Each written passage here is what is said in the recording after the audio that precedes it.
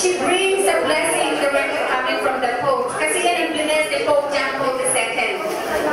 So we are very happy to have her with us, and definitely we're going to have beautiful things that will be coming from out there for your being here. Let us go to mind the presence of God. Open our hearts and minds to the Lord. In the name of the Father, and of the Son, and of the Holy Spirit. Amen. O God, Almighty and loving Father, we give you praise and thanks for the great love you always showered upon each one of us. As we gather here today, grant us, Lord, a heart renewed. Recreate in us your own Spirit, Lord. For we come today asking for your guidance, wisdom, and support as we begin our activity, our pilgrimage ng ilang buong nato. You have chosen Mary, creator of our race, one of us, to be our mother, the mother of Jesus, your Son, who was always faithful to see her yes to your will, Father. And this answer has brought joy to the world. Mary, Blessed Mother, the star of evangelization, our mother and model of faith, be always our inspiration and guide in our day-to-day living. We ask you this through our Lord Jesus Christ, who lives and reigns with you in the Holy Spirit, forever and ever. Amen. In the name of the Father, and the Son, and the Holy Spirit. Na-inspiration binigay kay Mother Teresa Vicente. Heavenly Mother, you promise peace in this sinful world. Turn to your immaculate heart. We turn to you in the spirit of penance and filial confidence. Merciful heart, obtain for us peace. Send a just and lasting peace to the world. May justice and righteousness triumph over all godless forces, over hatred, tyranny, and sin. Mercifully protect our Holy Mother Church, our Holy Father, the bishops, the cardinal, the bishops, and the priests. Guard our homes, our churches, and our country. Holy Mary, Mother of God, pray for us, sinners now, at the hour of our death. Amen.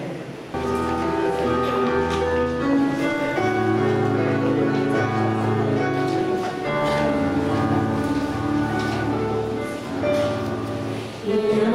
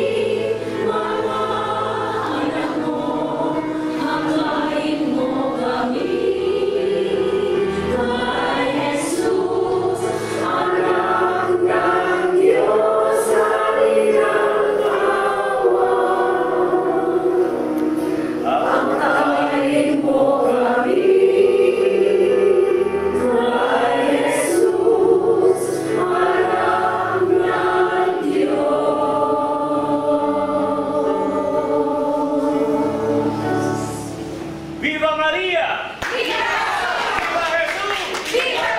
Viva Maria!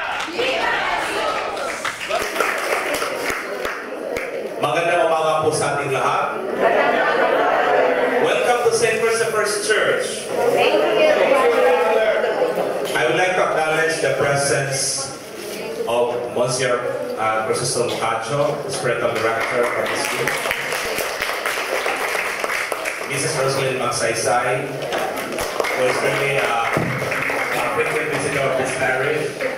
And to all the delegations from different parts of the Philippines, I will mention the names, and also from here in Taiwan, welcome to St. Christopher's Church on this celebration on the pilgrimage of Inapong Bato. 11 years had passed when the first image of Our Lady arrived here in Taiwan, and it arrived here in St. Christopher's Church, to be exact, July 2001.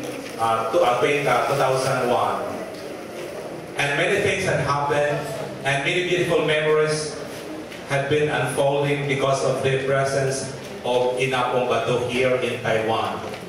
It started here in St. Christopher's Church, and the image has been moving around to the parts of Taiwan.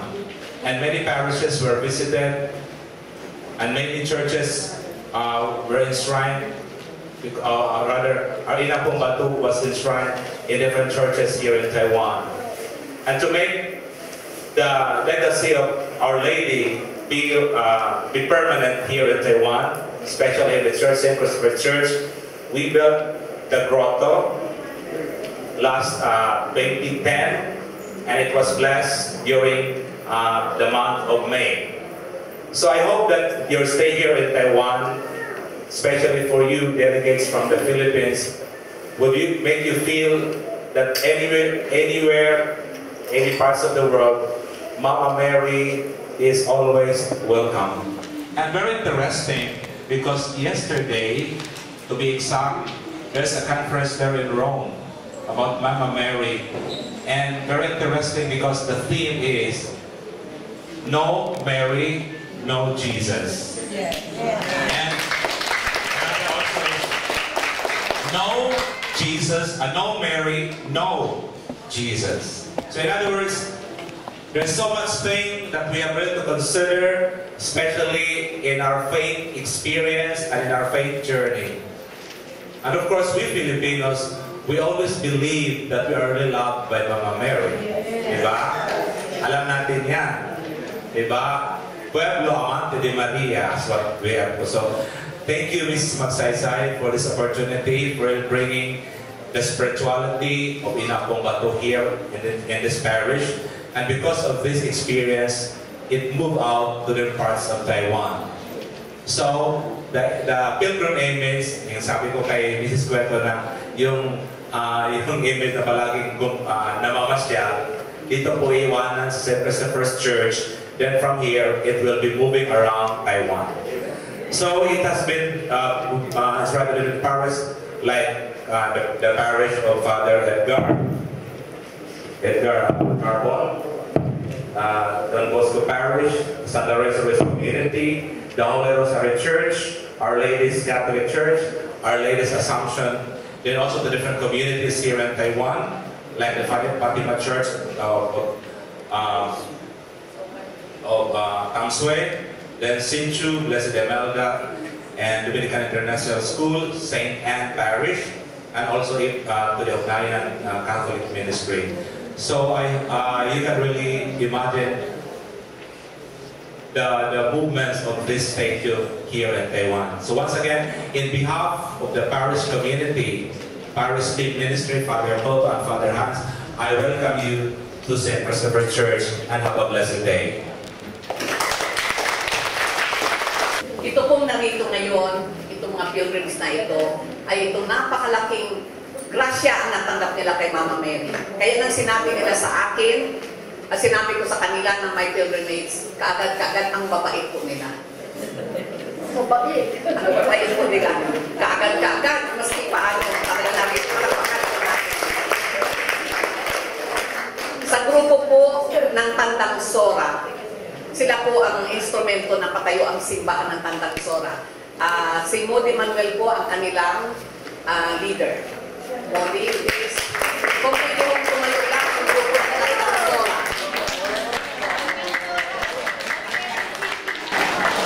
Thank you po.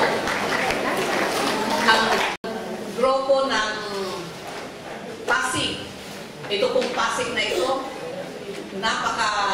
very active po sila sa lahat ng, kung mayroon pong may mga bagyo o anuman, kaagad-kaagad naroon na sila at bawat isa sa kanila nagpo-contribute po kasi ganyan po ang hinahuon ba to. Maski saan nagtutulong-tulungan.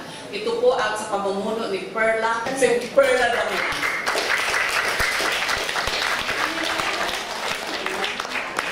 Hindi po sila dalawa lang po sila kasi po ang grupo nila ngayon ay lahat ng barangay na nakapaligid doon sa fault line ng Marikina.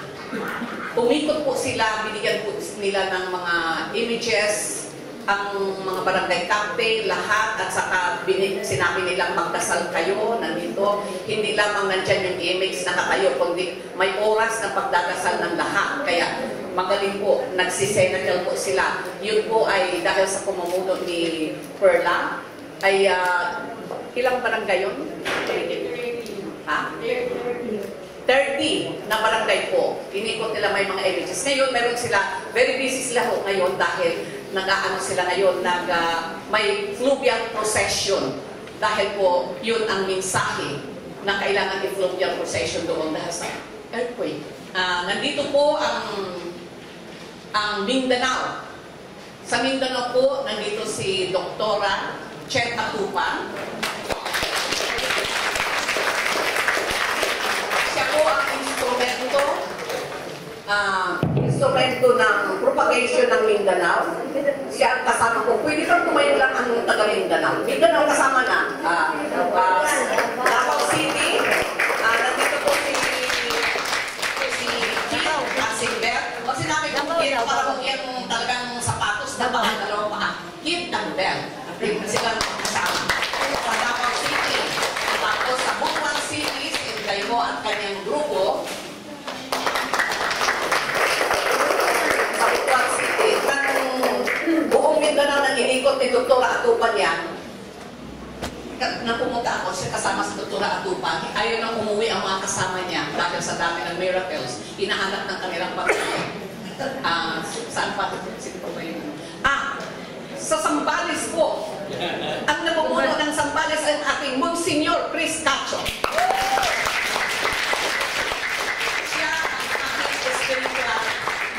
Siya po ang ating spiritual director. Sa simula't simula, siya po ang pinagbigyan ng mission niya ni Bishop Henry Byrd nang nagbigay sa akin ng mission na yon. Kung wala po siya, baka hindi ko na kaya. Dahil pag down na down ako, naroon po siya. Tinuturo sa akin ang ginagawa lahat. Kaya, palakpakan ulit natin si Juan. At saka po, itong lahat na ito, talagang naghirap at minsan napapagalitan sila, minsan minsan napakatulog lahat. Ito pong aking secretary si Vicky. Palakpakan po natin si Vicky.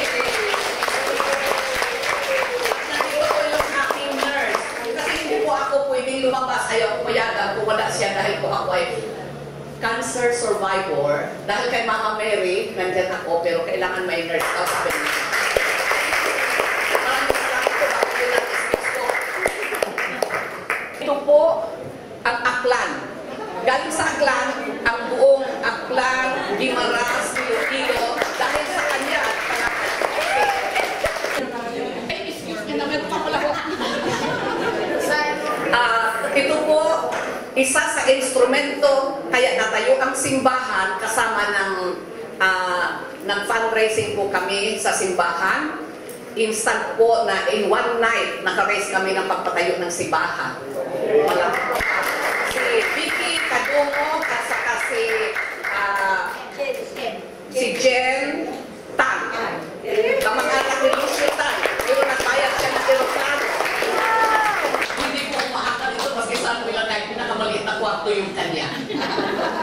Now let's get the inspirational talk from our very own Mr. Comserido, our labor attaché here. Chair.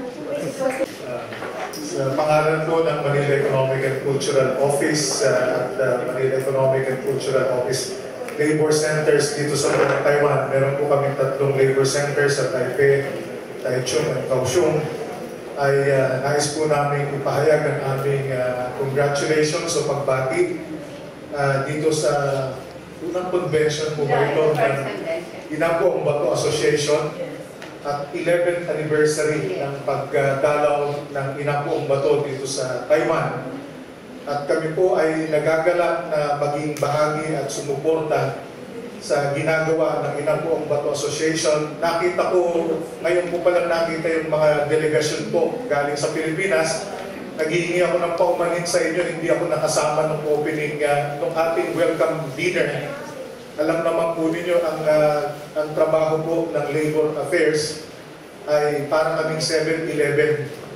Always open 24/7. Sa katunayan po, kung makikita nyo yung mata ko, medyo namumugto pa, alas 4 pa lang po ng umaga, ay ginagawa ko na po yung pagtugon sa isang kaso na hinaharap namin sa Ministry of Foreign Affairs dito dahil sa isang inapi nating kababayang caretaker. So, ganun po ang aming trabaho, kaya kami tuwang-tuwa na nakikita namin sa inyo yung inyong ginagawa para pagkaisahin ng mga Pilipino sa tulong ng ni Mama Mary at ng Inapo ang Bato. Sapagkat ito po ay kailangan hindi lamang sa ating bansa, kung hindi dito rin po sa Taiwan, lalo na ng mga manggagawang Pilipino. Marami pong nagpunta dito para improve, sabi nila, ang kanilang economic conditions, lalo na ng kanilang mga pamilya. Pero nakakalungkot po sa totoo lamang, marami rin po ang nakakalimot sa kanilang mga pamilya na iniwanan sa Pilipinas. So, the influence of Mama Mary in leading us to Jesus towards strengthening the moral foundation and fibers of our people is a very important mission for all of us. Kami po ay hindi kagaya ninyo na siguro ay mas malapit at mas religious. Kami po ay siguro sa hierarchy ng mga naniniwala sa ating Panginoon dahil kami taga-gobyerno. Kami madalas ay suspect sa aming katayuan. Pero siguro po ang pinanghahawakan po ay hindi yung ating credentials o hindi yung paniniwala na kung sino ang pinakamahina sa atin na naniniwala sa Diyos ay siyang pinalalakas.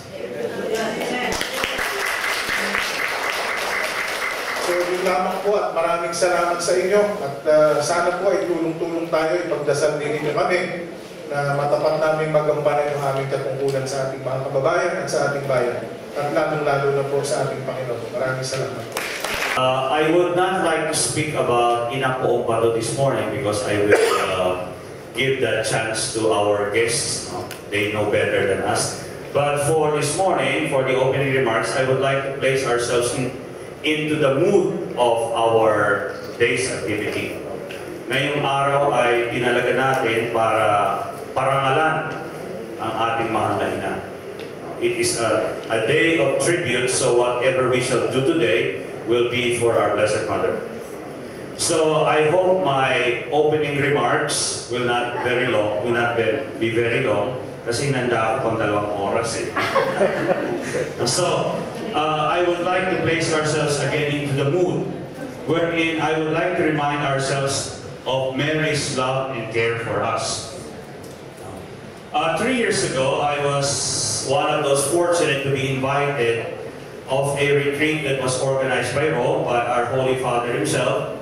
And the preacher he chose was the famous Austrian Cardinal Christoph, who once told us 3 years ago, who preached the retreat in Arsur for months. It is the parish of Saint John Maria Vianney, the patroness of all priests, not anymore of parish priests. No? Kinikwento ko sa mga madre kaninang breakfast. No? There were some from Davao. No? May mga pari ako nakasama doon from Davao. Tapos nung umaga, uminom kami ng kape. Sabi nila gano'n, bakit yung kape sa France ang asim? Sabi ko, ano bang iniinom yung kape? No? Tapos tinignan ko, sabi ko, Father, ang nilagay mo hindi gatas, yogurt. Hindi ko pareho yun. Hindi, magkaiba yun. Anyway, that's the first morning in ours. So, sabi niya ganon, when you invite me to talk about Mary, I'm always a little embarrassed to speak about Mary. Not because of so many complicated reasons, but because it is always something very personal to me. I do not find flamboyant treatises on Mary appealing to me. It does not speak to my heart. If you invite me to speak about Mary, I do not know what to say because it's something very personal. Sabi niya gano'n. Then, to continue, what speaks to my heart are the simple words of devotion to Saint Therese of the Child Jesus. Her filial devotion for her and trusting faith to Mary is so simple. Sabi ni Saint Therese of Lisieux, when I read books about Mary, I begin to cry. Not because I am touched, but because I don't understand. Yung mga sinulat ng mga theologian and other Christian authors, it's so deep for us. Sabi niya, simpleng tao lang kami. We could not understand what was written. Our faith in Mary is very simple. Saint Therese herself says that she had difficulties with deep and elaborate sermons on Mary, and it discouraged simple people from getting closer to her. Third, to give you an example, Saint Bernard of Clairvaux also reminds us, in dangers, in doubts, in difficulties, think of Mary. Call upon Mary. Let not her name depart from your lips. Never suffer it to leave your heart. We know there is a story when Saint Bernard was leaving the monastery one night because he was so discouraged about life. Tumatakas siya, no? Tumalon siya ng pader, no? Tapos, alam niya natin yung story na ito, may namit sa babae, no? Asking him to come back. And later, by hindsight, he found that it was Mary. Sabi niya gano'n, while she holds your hand, you cannot fall. Under her protection, you have nothing to fear. If she walks before you, you shall not grow weary. If she shows you favor, you shall reach your goal. I am a Salesian. I will give you example also. Saint John Bosco gave us Mary as our mother in a very simple way. She is quite near, very close to us. There is a famous story when Mama Margaret, the mother of Saint John Bosco, died. Don Bosco ran to the church of La Consolata. It was rather not very far, also not very near. Ano nangyari? She went to the church, he went to the church, and Don Bosco knelt at the foot of the image of Our Lady of Consolation in Turin and said, crying, "And now you must take her place. My great family is motherless. I give them to you. Watch over them, soul and body." So, there is another story in the life of Saint John Bosco about Mary. I think it happened in 1886. If you happen to, maybe some of you have made a pilgrimage to Rome, or maybe some of you will go to Rome. Hindi naman po sa pagmamayabang. Yung simbahan sa harap ng main train station ng Rome ay sa amin. The Basilica of Sacred Heart in Roma Termini, just in front. That place, Don Bosco said, Don Bosco died in 1888. In 1886, in December, he said Mass there. Matanda na siya, ugod-ugod na. And he had two secretaries usually when he travels. They're all pare. And during the Mass, it was reported that he stopped 15 times during the Mass. Ang iksi ng misa, he stopped 15 times. After the Mass, sabi sa kanya ng secretary niya, si Father Villietti, Don Bosco, it seems you are so tired and so moved by the Mass. No. Sabi niya gano'n, I'm already very old. I think 71, 73 years old. Sabi niya, why are you so moved? Sabi ng sekretary niya. Kasi sabi niya gano'n, when I was 9 years old, I dreamed about Mary. And now I'm very old, 73. It's only now that I realized about the meaning of the dream. And this was the meaning of the dream. So sabi niya ganon, after so many years, I did not believe so much in the dream. Let's continue. We are reminded today, devotion to Mary must be this simple and childlike affection to Mary. No theological speculations, but only simple love and devotion to Mary. We must learn this example. Today, as we welcome all of you, my thoughts lead us to the pastoral approach of Mary. We are all working in the church. No? Lahat tayo ay taong simbahan.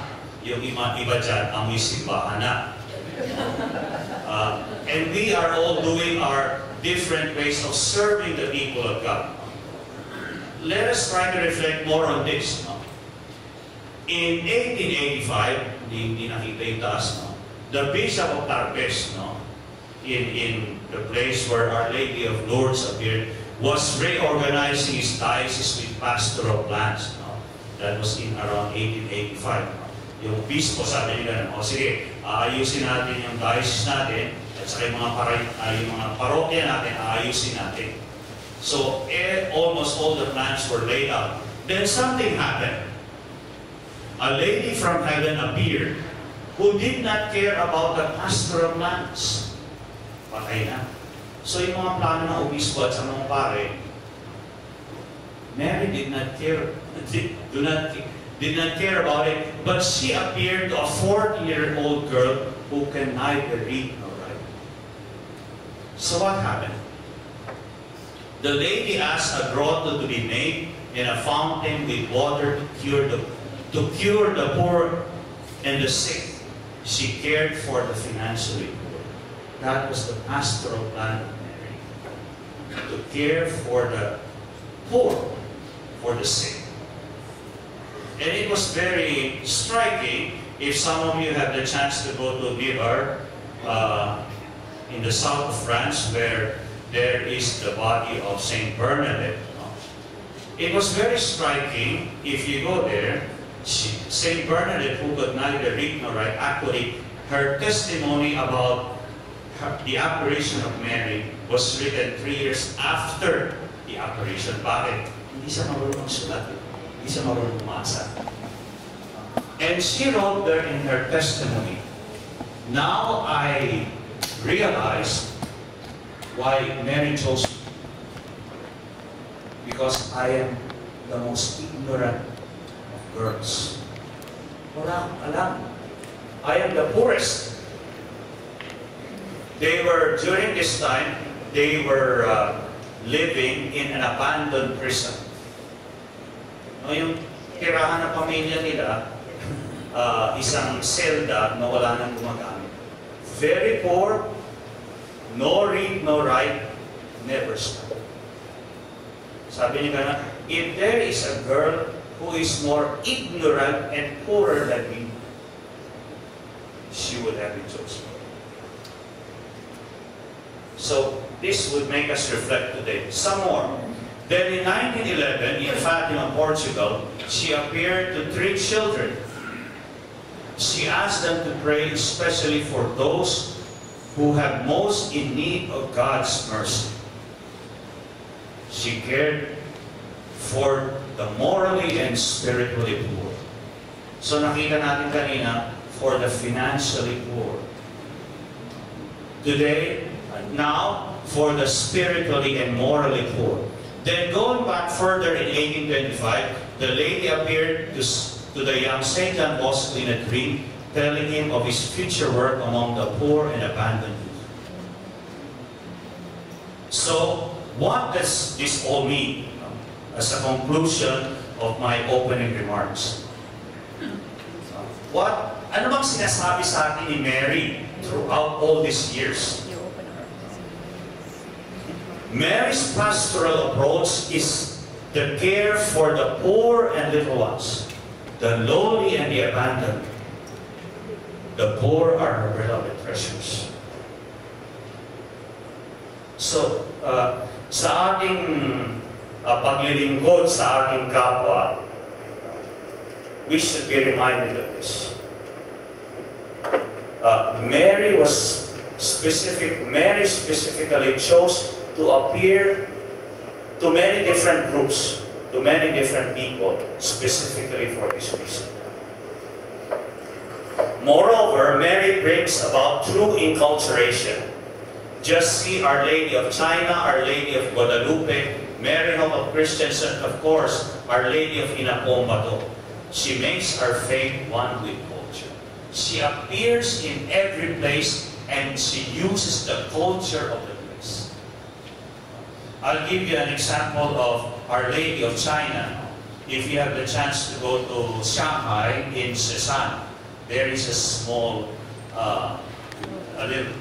hill outside the city of Shanghai City. The church there, above there, actually tatlo yung simbahan doon. No? Sa baba, middle of the hill, then on top of the hill. No? Yung they call the mountain Shenzhen. No? That's why Our Lady of Shenzhen. In 1966, during the Cultural Revolution, the communists would want to destroy the gate down of the church. Ang nangyari, so yung mga Red Guards, kumuha sila ng ladder, gusto nang tibagin yung arko na papunta sa simbahan. Nung inumpisa nilang tibagin, nahulog yung mga sundalo. No? Tatlo sila sa balian pa. No? So nagtawag sila uli ng tatlo para tibagin. Nahulog na naman, balian. Sabi nila, huwag na natin tibagin to kasi may demonyong nagbabantay dito. That's why the church, the three churches now until now is preserved. And the communists would never dare to destroy it until now. That's why this is a testimony of Our Lady's presence in China.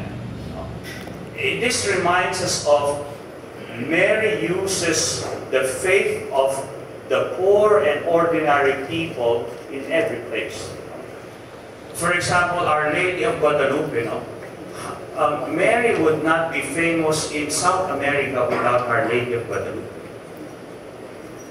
She uses the place. And I think today we realize also, Mary would not be famous in the places we are without the appearance of Our Lady in Inapombato. She uses the culture of the place.